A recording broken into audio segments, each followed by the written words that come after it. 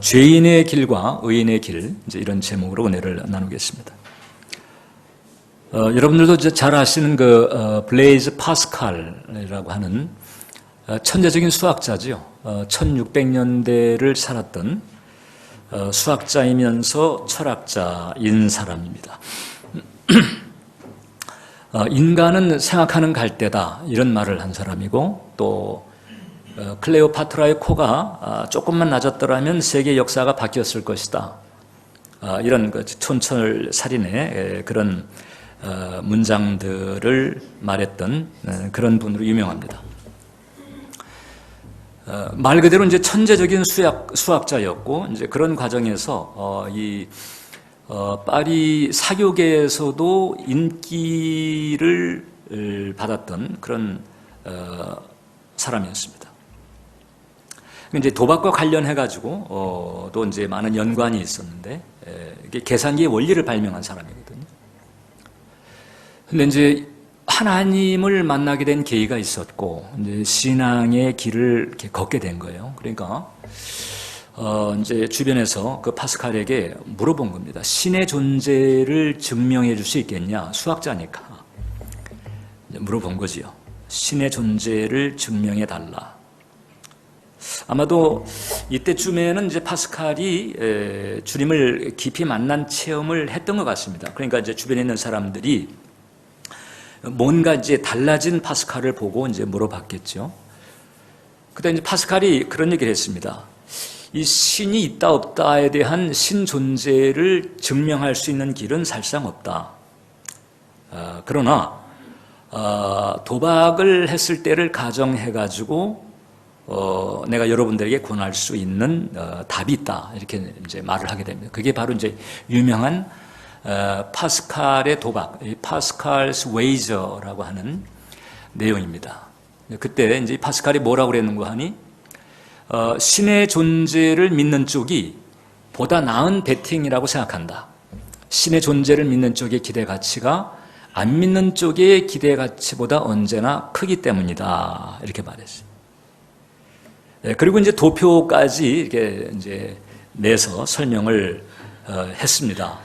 자, 이제 신을 이제 믿을 경우를 생각했을 때, 이제 이 생에서 신을 믿었어요.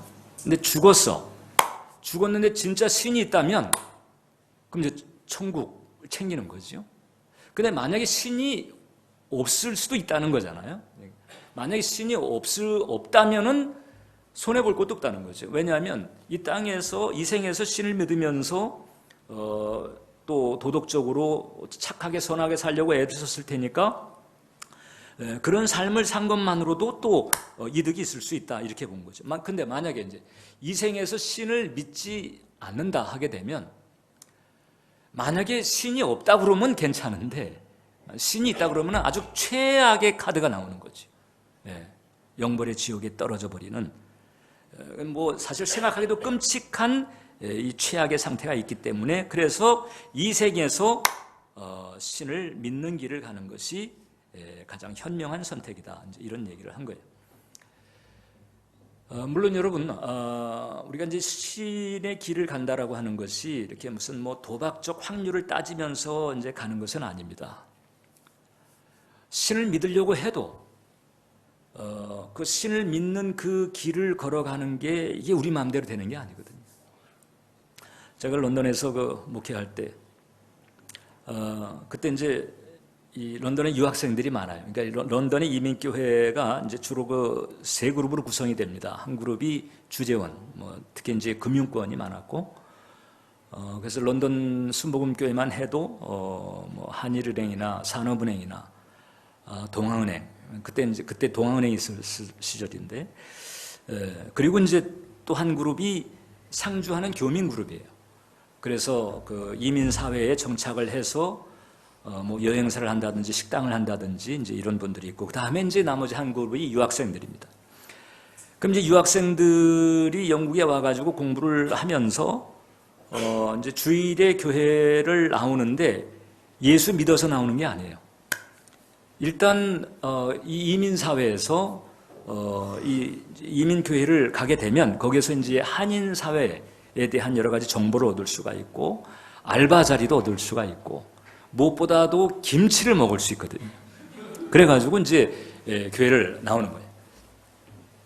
그러다 보면 어떤 경우에 이제 이 예수 믿은 그 중생을 하지 않은 친구들인데도 간혹 보면 성가대에 앉아 있어요.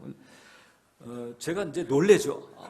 그 사이에 무슨 일이 있었나? 그러고 이제 놀래는데, 그래가지고 이제 예배 끝나고 난 다음에, 뭐, 나도 모르는 중생의 체험을 했나 싶어가지고 가서 이제 얘기를 해보게 되면 그런 게 없는 거예요. 그럼 어떻게 그 친구들이 성가대에 가서 앉을까? 그냥 먹기 미안하니까. 노래라도 좀 같이 불러주고 이제 이러겠다고 앉아있는. 근데 이제 그런 과정에서 중보기도도 하고 계속해서 예배를 드리고 이러면서 변화되는 케이스들이 많은데 그 중에 어떤 친구는 그게 안 되는 거예요. 본인도 정말 알고 싶어. 정말 구도하는 갈망이 가득합니다. 그런데 잘 믿겨지지가 않는다는 거예요. 본인도 답답해요. 그래가지고 우리 한 달에 한 번씩 이제 수양관을 빌려서 가서 이제 기도회도 하고 그랬는데 그 기도회에 가가지고 기도하는 시간 되면 그 권사님들이나 집사님들이 그 청년을 둘러싸고 그냥 중보기도를 합니다. 안타까워가지고 처음에는 그냥 막 이게 등을 이제 쳐가면서 이렇게 기도하다가 나중엔 때려 막 그냥. 그래도 그게 안 되는 거예요. 그래도 한 반년 정도 안 보이더라고요. 난 그래서 한국에 귀국했나 이렇게 생각했는데 한 반년 지나고 딱 나타났는데 머리가 이렇게 길었어요. 미술 공부하는 친구였는데 머리가 이렇게 길었어요. 그래서 오랜만에 본 반갑기도 했는데 머리가 길으니까 어떻게 이렇게 머리를 기를 생각을 했나 그랬더니 그 형제가 그렇게 얘기를 하더라고요. 다른 게 안 되니까는 장발이라도 예수님 닮으려고 이렇게 머리를 길렀다. 근데 제가 있을 때 그 친구는 중생의 체험을 여전히 못했습니다. 그 뒤에 어떻게 지내고 있는지 연락은 안 되지만 이게 참 신의 길을 가고 안 가고가 이게 사람 마음대로 되는 게 아니구나. 근데 이 파스칼은 그 신의 길, 즉 하나님을 만나는 때가 있었습니다. 그가 30세 되던 해, 그때가 이제 1654년 11월 23일이었는데 그때 하나님을 만나는 체험을 합니다. 천재적인 수학자, 지금으로 치게 되면은 뭐 미국의 그 나사라든지 뭐 우리나라 카이스트의 아주 최고 가는 과학자라고 보면 돼요. 그런데 하나님 만나는 체험을 하게 되는데 뭐 이렇게 무슨 논리적으로 뭐 이성적으로 만난 것이 아니고 정말 직관적으로 그 하나님의 강권하심을 받은 것 같아요. 그때 그 하나님의 그 음성을 들으면서 하나님 만났던 체험을 메모지로 이제 적어놓고 평생 그 메모지를 이 외투 안쪽에다가 꿰매놓고 다녔다는 거거든요. 그 메모지에 보게 되면 이제 이런 고백이 있었습니다. 불로 만난 거예요. 불로. 철학자와 학자의 하나님이 아니라 아브라함의 하나님, 이삭의 하나님, 야곱의 하나님. 우리는 복음을 통해서만 그분을 우리 안에 모실 수가 있다. 불의 체험을 한 것 같아요. 물론 그 파스칼이 이제 39에 소천을 했습니다. 비교적 일찍 뭐 요절을 한 이제 그런 안타까움이 있지만은 그러나 이런 확신 가운데 영생을 얻었고 죽음 건너편에서는 영생의 길에 들어서게 된 거죠. 만일 정말 하나님께서 존재하고 인생이 이 짧은 생애로 끝나는 것이 아니고 죽음 건너편이 있고 거기에 영혼의 세계가 있는데 그 영혼의 세계가 영생 아니면 영벌로 갈라지는 이 성경의 증언이 진리라고 한다면 그럼 지금 이 땅에서 지금 이 생에서 하나님을 만나고 그 믿음으로 영생의 길을 선택하는 것이 가장 현명한 줄 믿습니다. 그래서 성경은요 이 땅에 사는 모든 사람을 둘로 나눕니다. 두 종류의 길을 가는 사람. 그래서 한 종류는 하나님의 길을 가는 사람이 있고 또 한 종류는 다른 길을 가는 사람이 있다. 이렇게 둘로 나누게 되죠. 첫 번째가 바로 오늘 우리 시편 1편에서도 얘기한 의인의 길입니다. 그 시편 1편 6절을 보게 되면 무릇 의인들의 길은 여호와께서 인정하시나 악인들의 길은 망하리로다. 의인들의 길이 있습니다. 의인들의 길은 뭘까? 보통 이제 우리가 이 세상에서 의라고 하게 되면 도덕적, 윤리적으로 괜찮은 혹은 뭐 완벽한 상태를 이제 생각합니다. 그런데 성경에서 의라고 하는 것은 그 이상이죠. 그것을 포함해요. 도덕적으로, 윤리적으로 성결한 상태를 포함하지만 그거 이상이죠. 어떤 점에서 그런 거 하니? 도덕적이고 윤리적인 그 기준을 세우신 그 하나님과 연합하는 상태, 이게 바로 의라고 하는 거죠. 그래서 성경에서 의라고 할 때는 하나님 그 자체를 의미한다고 보면 됩니다.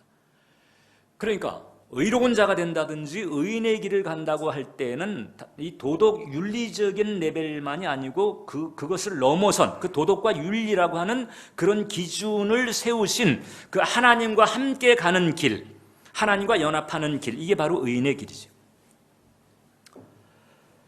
여러분, 우리 인간은 하나님께서 만든 피조물입니다. 그러니까 우리가 피조물이라고 할 때는 하나님께서 완전하신 분이고 우리는 불완전한 존재라고 하는 것을 의미합니다. 피조물은 불완전합니다.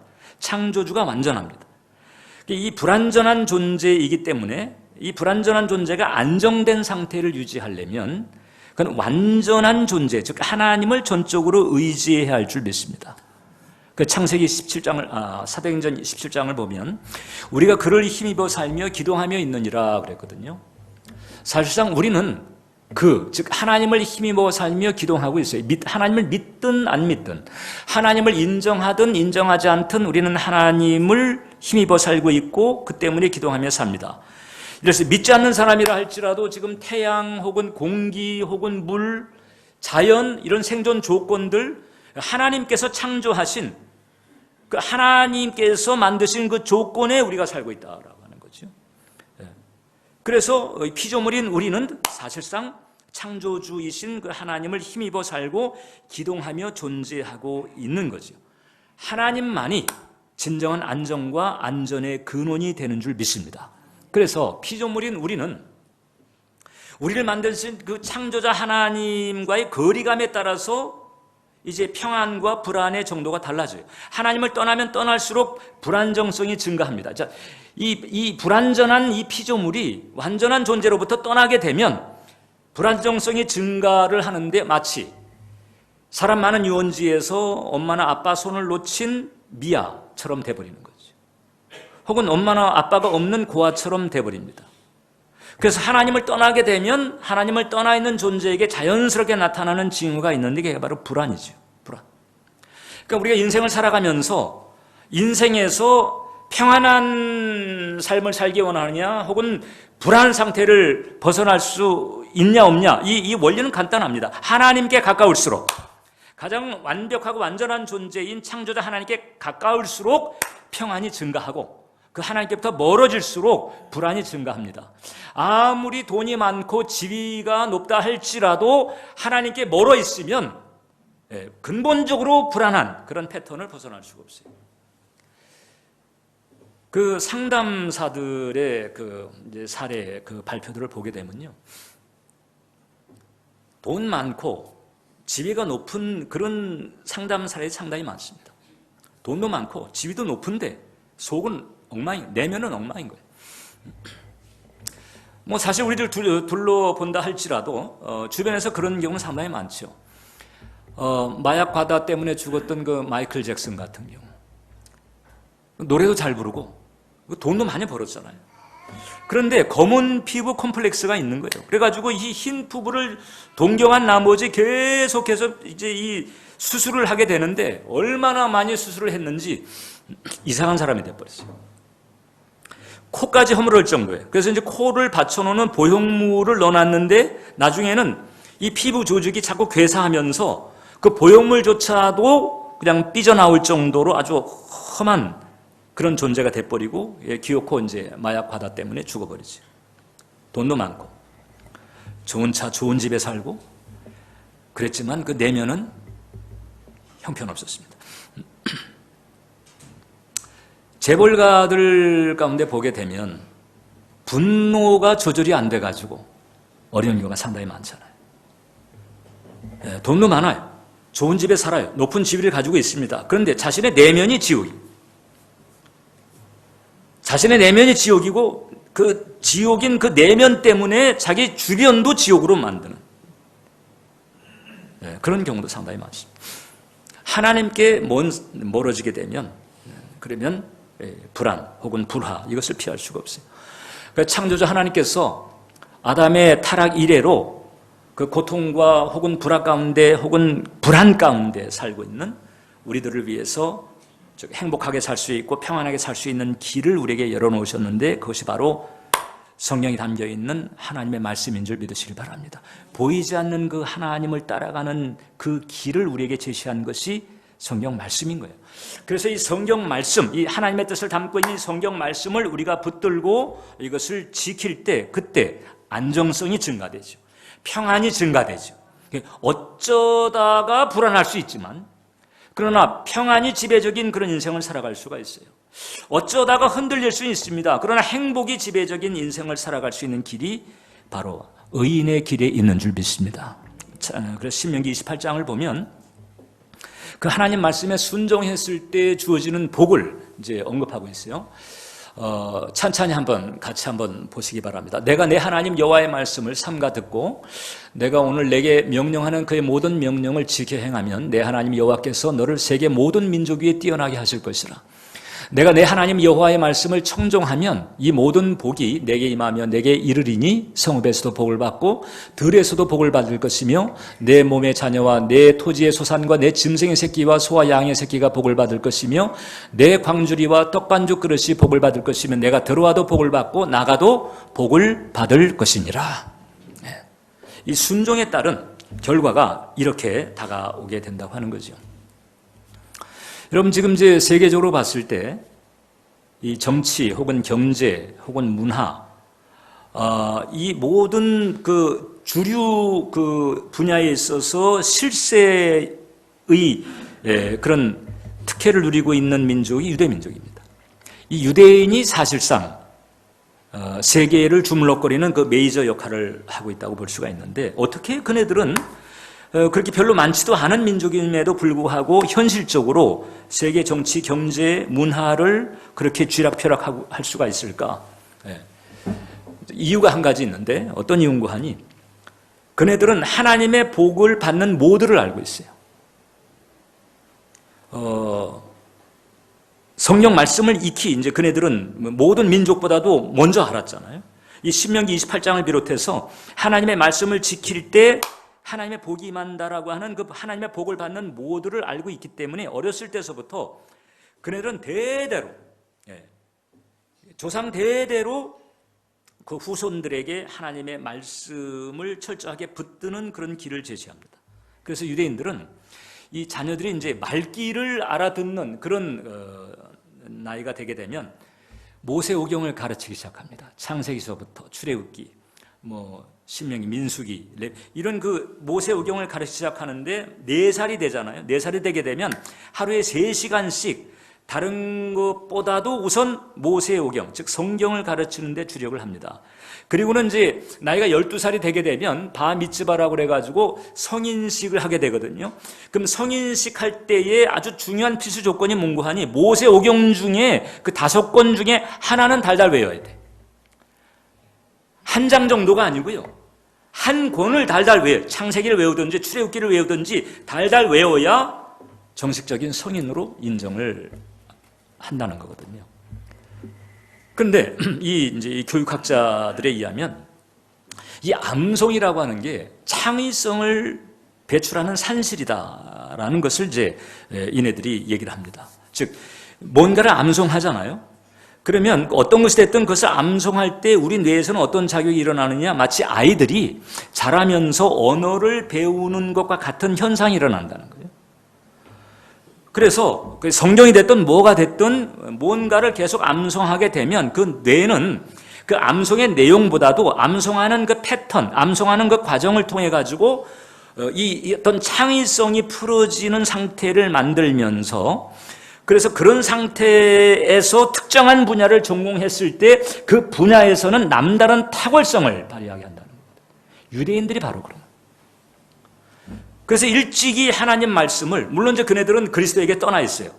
그네들이 알고 있는 것은 우리가 말하는 그 구약, 그네들은 이제 토라라고 하는데 그것을 붙들고 있을 따름이지만은, 그러나 어느 민족보다도 사실상 하나님의 그 축복받는 모드를 가장 많이 모방하고 있는, 그러니까 이게 흉내내는 수준임에도 불구하고 그 길을 따라가다 보니까 이 세상에서 일정하게 얻는 결실들이 그들에게 있는 거죠. 자, 그러니까 우리가 이 그리스도 안에서 하나님의 말씀을 이렇게 붙들고 나아가게 되면 그 의인의 길에서 오늘 하나님께서 약속하신 말씀처럼 그와 같은 은총과 축복이 우리들에게도 주어질 줄 믿으시길 바랍니다. 그래서 행복하게 살 수 있고 평안하게 살 수 있고 탁월하게 살 수 있고, 저는 지금 여러분들에게 뭐 부자라든지 뭐 출세라든지 이걸 얘기하고 있는 게 아니고요. 행복하고 탁월하고 평안하게 살 수 있는 축복은 하나님께서 주신다라고. 그런 과정에서 각자의 데스티니를 따라서 돈을 많이 벌 수도 있고 학자가 될 수도 있고 뭐 혹은 또 예술가나 예능이 될 수도 있겠죠. 그래서 어떻든 기본적으로 탁월한 삶을 살아갈 수 있는 은혜를 주님께서 우리에게 주신다는 거죠. 반면에 두 번째, 죄의 길이라고 하는 게 있습니다. 시편 1편 1절을 보니까 복이 된 사람은 악인의 꾀를 따르지 아니하며 죄인들의 길에 서지 아니하며 오만한 자들의 자리에 앉지 아니한다. 죄인들의 길이 있는 거죠. 자, 제가 여러분들에게 조금 전에 의라고 하는 것, 성경에서 의라고 할 때는 바로 하나님 자체를 의미한다라고 그랬습니다. 따라서 이 죄라고 하는 것도 마찬가지예요. 성경에서 죄라고 할 때는 이 세상에서 말하는 죄와는 조금 개념이 다르죠. 세상에서 말하는 죄는 뭔가 저질러야 돼. 뭐 죽이든지, 뭐 훔치든지, 저지르든지 뭔가 액션이 있어야 되는데, 성경에서 죄라고 말할 때에는 하나님에게서 떠난 상태를 말합니다. 그래서 하나님을 떠난 상태 자체를 원죄라고 하고, 그 하나님을 떠난 상태에서 저지르는 죄들을 이제 우리가 자범죄라고 말하죠. 그런데 이 성경적인 맥락에서 죄의 폭은 생각보다 상당히 넓습니다. 야고보서 4장 17절을 보면, 그러므로 사람이 선을 행할 줄 알고도 행하지 아니하면 죄니라. 이게 세상 개념하고 많이 다르죠.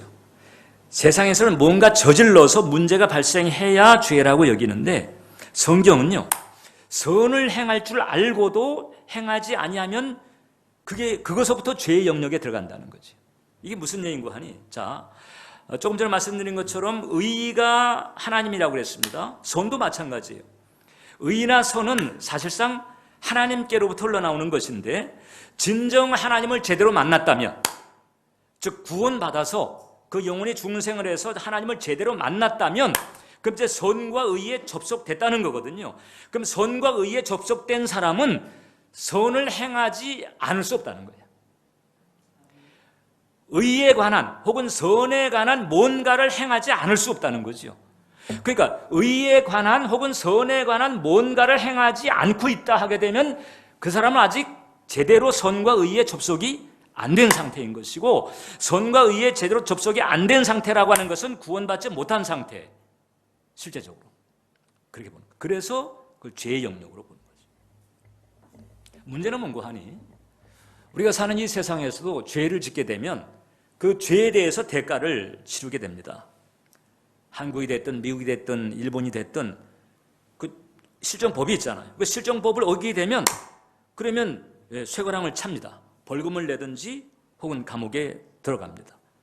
이 세상 어느 나라도 실정법이 없는 나라가 없고, 그 법을 지키게 되면 괜찮지만 안 지키면 그럼 대가를 치르게 됩니다. 하나님 나라가 있습니다. 한국, 미국, 중국과는 비교가 안 되는 하나님의 나라가 있습니다. 하나님께서 계시고 그 하나님께서 통치하는 영역이 있는데, 지금 우리가 살고 있는 한국이라고 하는 것은 그 통치하는 영역 가운데서도 보이는 세계 가운데서도 일부에 지나잖아요. 그 모든 세계를 다 포함하는 하나님의 나라가 있고, 그 하나님 나라를 통치하는 하나님의 법이 있어요. 그 하나님의 법 가운데서 우리에게 하나님께서 계시로 이제 알려준 것이 성경 말씀인데, 그 하나님의 법, 이것을 지키지 않으면 그 작은 땅떼기, 즉 한국에서 법을 지키지 않을 때도 대가를 치르는 것처럼 하나님 나라의 법을 지키지 않으면 대가 치르는 것을 우리가 피할 수가 없다. 좀 오래 전에 일어난 사건이긴 합니다만 이제 좀 이런 안타까운 사건이 있었어요. 이게 정읍에서 일어났던 사건인데 그 이제 형제가 있었습니다. 근데 그 형이 정읍에서 이제 의사였어요. 병원을 하는데 그 병원이 경영난에 봉착을 했습니다. 그러니까 많은 빚더미에 올랐어요. 아무리 계산기를 두드려도 이 빚을 갚을 수 있는 상황이 안 돼. 그래가지고 결국은 이제 그 형이 동생한테 부탁을 합니다. 얘야, 그냥 내가 원하는 대로 좀 해달라. 만약에 네가 내가 원하는 대로 해주지 않으면 나는 어차피 자살해도 할 건데 내 식구들이라도 살 수 있도록 내 부탁을 좀 들어달라. 그 부탁이 뭔고 하니 뺑소니 사고 난 것처럼 자기를 그냥 쳐서 자기는 죽겠다는 거예요. 그럼 이제 보험금 타가지고 빚 갚게 해주려고. 하도 형이 부탁을 하니까 이 동생이 그렇게 하면 자살이라도 하겠다는 거잖아요. 그러니까 이제 동생이 이제 부탁을 들어준 거죠. 그래가지고 그때 이제 1998년 1월 30일 새벽 1시 30분에 이제 다 짜고 국도에 나가가지고 형을 쳐서 이제 교통사고 상황이 된 거예요. 이게 이제 교통사고사로 인정이 돼가지고 그때 6개 보험사에 들었던 7억의 보험금을 탔습니다. 그거 가지고 이제 5억은 빚을 갚고 그다음에 이제 5천만 원을 동생이 이제 챙겼어요. 문제는 그 다음부터인데 그 다음서부터 밤마다 형이 눈을 부릅뜨고 잠잘 때마다 형이 눈을 부릅뜨고 이렇게 내려다보는 꿈을 자기를 내려다보는 꿈을 계속 꿨다는 거예요. 그러니까 이게 잠잘 때마다 그런 악몽을 꾸고 이렇게 되니까는 이게 신경이 날카로워지죠. 그 다음에 수면 불량이죠. 그것 때문에 이제 심신이 괴롭게 되죠. 이게 뭐 밥을 먹은들 소화가 잘 안 되죠. 결국은 공소시효가 지난 상황이었음에도 불구하고 자수를 한 거예요. 그때 그게 사고가 아니고 내가 형을 치워 죽인 거다. 이래가지고 자수를 했는데도 그렇게 고백을 하더랍니다. 자수를 하면 마음이 편할 줄 알았는데 여전히 괴롭더라. 왜 그런 줄 아세요? 그게 하나님의 길이 있잖아요. 그 실정법을 넘어선 그 천륜, 일륜이라고 하는 그 하나님의 그 법이 있는데 거기서 멀어지니까 괴로움이 있게 되는 거죠. 예를 들면 자연법 같은 경우도 그렇습니다. 자연법 가운데서 대표적인 법이 중력의 법칙이잖아요. 자, 그럼 예를 들어서 내가 중력의 법칙을 어긴다고 해서 뭐 경찰이 나를 잡아가거나 그러진 않아요. 그런 내가 중력의 법칙을 우습게 여기고 옥상에 올라가서 뛰어내리게 되면은 바로 이제 병원 신세를 지게 되는 것과 마찬가지죠. 그러니까 하나님의 법은 이런 자연법보다도 더 상위의 법입니다. 그러니까 여기에서 벗어나게 되면 그래서 우리는 알게 모르게 우리 인생을 살아가면서 여러 가지 많은 일을 겪는 거예요. 그 하나님의 길을 벗어난 하나님의 법에서 벗어난 그런 씨앗 때문에 결국은 벌금을 치르듯 인생 벌금을 내거나 아니면은 인생 감옥에 들어갈 것 같은 그런 일들을 우리가 치르게 되는 거죠.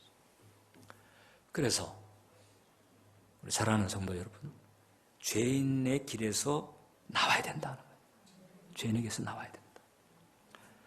그나마 죽기 전이라도 이것을 깨닫고 의인의 길로 돌아오게 되면 다행인데, 근데 워낙이 죄의 영역이 넓다 보니까 이 세상이라고 하는 판 자체가 그냥 죄악 세상이다 보니까 모두가 다 죄의 길로 가고 있는 거예요.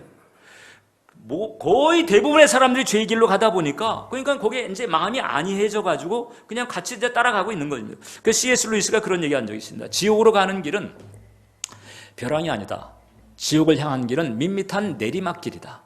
사람들은 그 길을 기분 좋게 다 가고 있으니까 그냥 분별해야 됩니다. 죄의 길에서 나와서 의의 길로 가는 여러분 되시기를 주님의 이름으로 축원합니다. 그리고 마지막으로, 그래서 우리는 이 하나님의 법에 대해서 아는 것도 중요하고 지키는 것도 중요하다라고 하는 거죠. 자, 이 세상에서도 법을 아는 사람과 모르는 사람 사이에는 그 가치에 많은 차이가 있어요. 그래서 법을 많이 아는 사람이 대접을 받잖아요. 판사, 검사, 변호사 대접을 받습니다. 영의 세계도 마찬가지. 영의 세계도 하나님의 법을 잘 아는 사람이 모르는 사람보다는 훨씬 유리합니다. 그런데 하나님의 법을 잘 알아도 안 지킨다면 소용이 없지요. 하나님의 법을 잘 알 뿐만 아니라 그 법을 잘 지키는 사람이 진정 복된 사람인 줄 믿습니다. 그 사람에게는 평안이, 행복이, 탁월함이 주어지게 되는 거예요. 그래서 우리가 이 계명이라고 하는 게 있잖아요. 우리 이 성경 말씀이 계명의 형태로 주어져요. 하라든지 하지 말라든지 이 계명의 형태로 주어지는데, 이 계명이라고 하는 것도 이런 관점에서 봐야 되는 거죠. 하나님께서 우리를 위해서, 우리의 행복을 위해서, 우리의 평안을 위해서, 우리의 탁월함을 위해서 주신 이 축복의 수단이다. 이런 맥락에서 우리가 이 계명이라고 하는 것도 이해를 해야 된다. 왜냐하면 적지 않은 사람들이 교회를 다니면서도 계명을 무겁게 생각합니다. 마치 멍해인 것처럼 혹은 무슨 사슬인 것처럼 계명을 무겁게 생각하고 마치 하나님이 나를 그냥 속박을 하는 것처럼 그렇게 생각하는데 전혀 그렇지 않습니다. 하나님은 저와 여러분들에게 무거운 짐을 준 게 아니고 이미 조금 전에 제가 말씀드린 것처럼 그 하나님의 길을 벗어난 상태에서 겪을 수 있는 그 모든 고통과 어려움들을 겪지 않도록 하기 위해서, 즉 우리의 행복과 안정을 위해서 혹은 평안을 위해서 우리에게 가르쳐 주신 것이 바로 계명인 줄 믿으시기 바랍니다. 그래서 계명에는 하나님의 사랑이 담겨 있는 거예요. 마치 그것은 해수욕장의 부표와도 같습니다. 그 해수욕장에 어느 정도 나가게 되면 부표가 있잖아요. 이 이상은 더 이상 나가지 말라는 거죠. 그 부표의 존재의 의미가 뭘까요? 그것은 그 해수욕하는 즐거움을 빼앗기 위한 것이 아니고 보호하기 위해서죠. 안전하게 하기 위해서. 계명이 바로 그와 같은 기능을 가지고 있다고 보면 되는 거예요. 계명의 바탕은 사랑이 있습니다. 그래서 요한일서에 보게 되면 하나님을 사랑하는 것은 이것이니 우리가 그의 계명들을 지키는 것이라. 그의 계명들은 무거운 것이 아니로다. 여러분들이 이제 여러분들의 신앙에 대해서 이제 점검해 볼 수 있는 하나의 바로메타가 이거지요. 계명이 내게 어떻게 다가오는가? 계명이 여전히 멍해처럼 생각이 되고 계명이 무겁게 다가온다면 죄송합니다만 그 마음의 상태는 영성보다는 세상성, 육성이 더 강하기 때문에 그렇습니다. 그래서 계명이 무거운 거예요. 아직 하나님의 마음을 깊이 헤아리지 못하는 거죠. 인생의 평안과 불안이 어디서부터 어떻게 갈라지는지에 대한 분별이 영적으로 잘 안 돼 있기 때문에 그런 상황이 되는 것입니다. 그러나 이 영적인 이치를 깨닫고 이 계명이라고 하는 것이 행복과 평안과 탁월한 축복을 주시고자 하는 하나님의 사랑에서 온 것임을 깨닫게 되면 그때는 기꺼운 마음으로 계명을 지키려고 하게 되죠.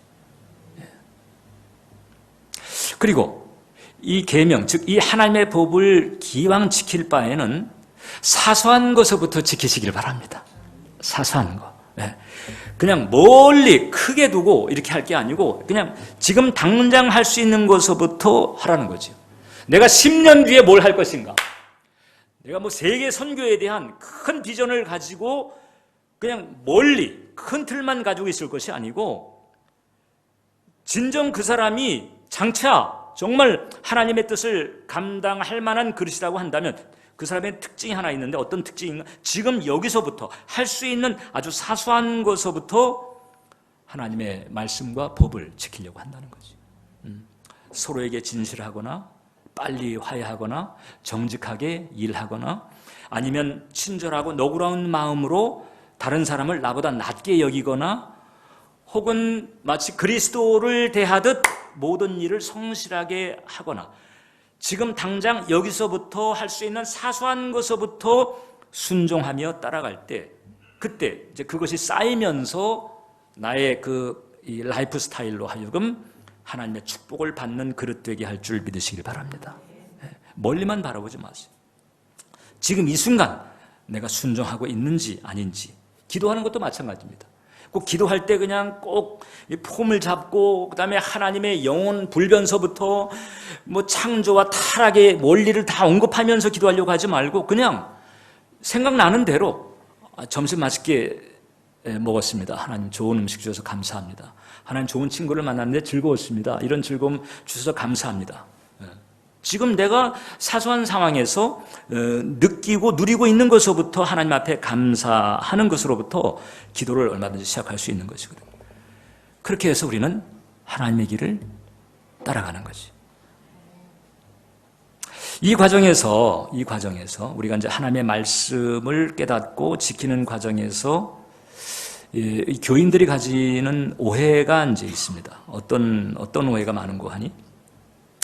교회만 출석하면 되는 거로 이렇게 생각하는 오해. 그 다음에 이제 교회를 출석하는데 거기에서 이제 봉사까지 하게 되면은 막 끝. 이제 이렇게 생각하는 생각이 있거든요. 어떤 환자가 있어요. 이 환자가 병원을 다닙니다. 근데 이 환자가 병원에 다닐 때 이 환자의 가장 중요한 것은 내가 병원에 출입한다라고 하는 것보다 혹은 또 병원에 가서 이 환자가 자원봉사도 할 수 있어요.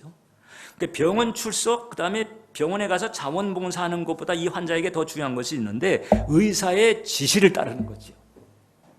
의사를 만나고 그 의사의 지시를 따르는 게 이 환자에게는 가장 중요한 거예요.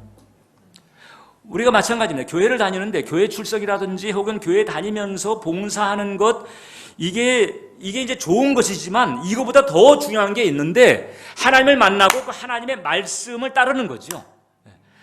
만약에 환자가 병원 출석하고 그 다음에 병원에서 자원봉사도 하고 있는데 의사의 지시를 안 따른다, 그럼 그게 아무 의미가 없잖아요. 교회를 출석하고 교회에서 봉사하는 것 중요하지만 그러나 그보다 더 중요한 것은 하나님의 말씀 자체를 진정으로 이제 순종하는 거죠. 예배라고 하는 의식도 마찬가지입니다. 예배라고 하는 의식에 참여하는 것도 중요하지만은 더 중요한 것은 예배자로서의 마음가짐을 가지는 것이고 예배자로서의 삶을 사는 것이다.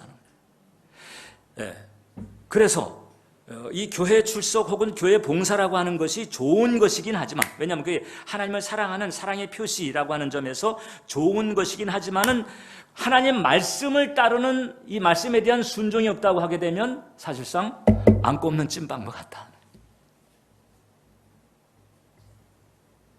또 한 가지 더 있습니다.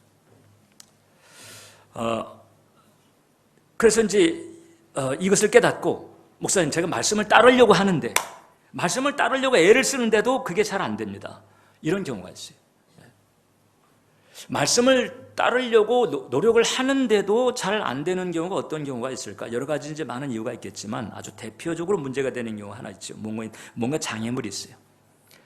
말씀을 따르려고 하는데도 말씀을 결과적으로는 지속적으로 따르지 못하게 하는 장애물들이 있습니다. 아까 말씀드렸던 세상성이라든지 혹은 육성 혹은 죄성, 이게 견고한 진처럼 딱 강하게 자리 잡고 있으면요, 이런 설교를 듣고 이 하나님 말씀을 따라야 되겠네 이렇게 마음에 작정은 하지만은 그러나 그런 깨달음이 마음속에 있는 견고한 진을 넘어서질 못하지요.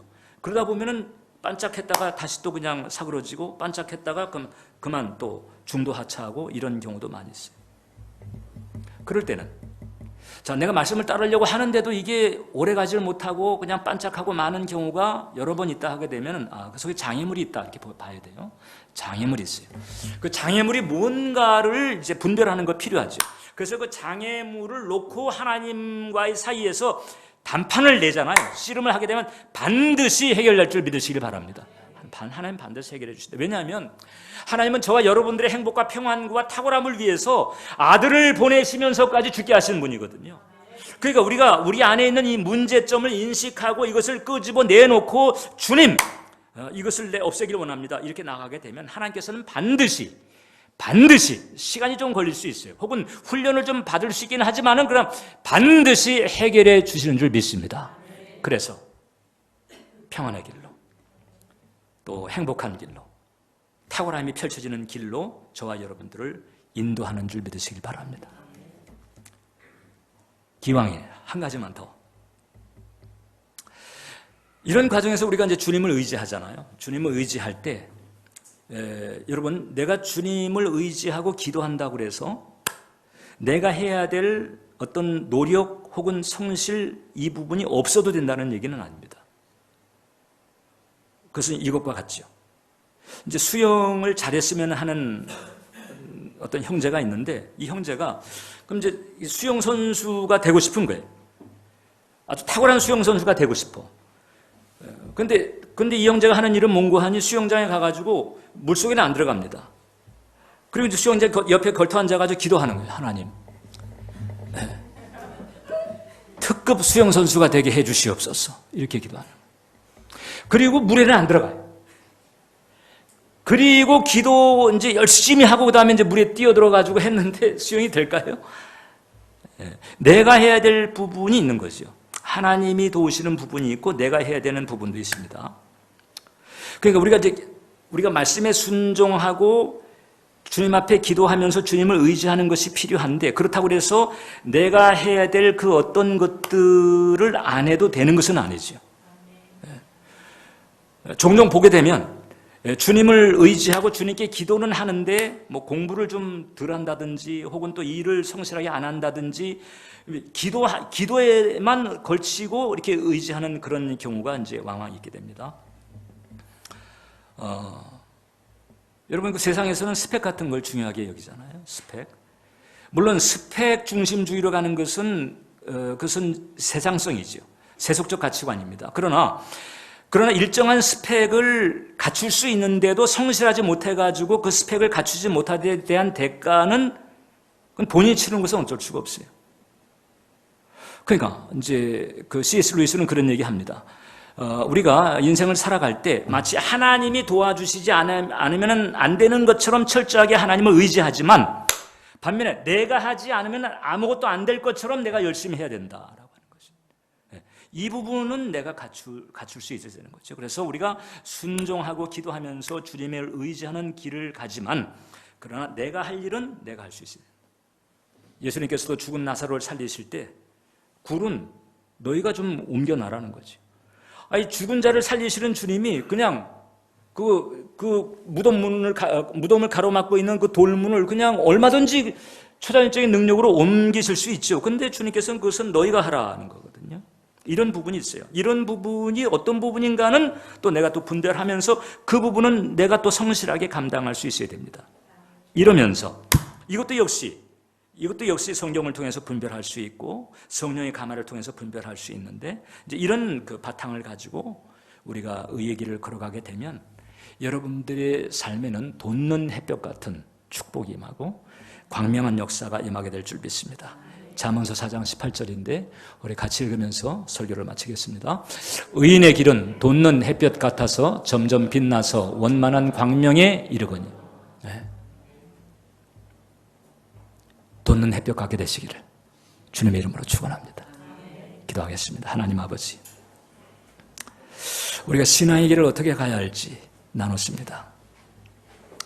그 죄의 길이 어떤 결과를 가져오는지 나눴습니다. 하나님, 우리 은혜의 정원교회 교우들을 한 영혼 한 영혼 붙들어 주셔서 이제 의의 길, 의인의 길로 갈 수 있도록 인도해 주옵시고 돋는 햇볕이 임하게 도와주시고 그래서 원만한 광명에 이르게 되는 은총, 사랑, 평안, 행복, 탁월함 이 복을 부어 주옵소서.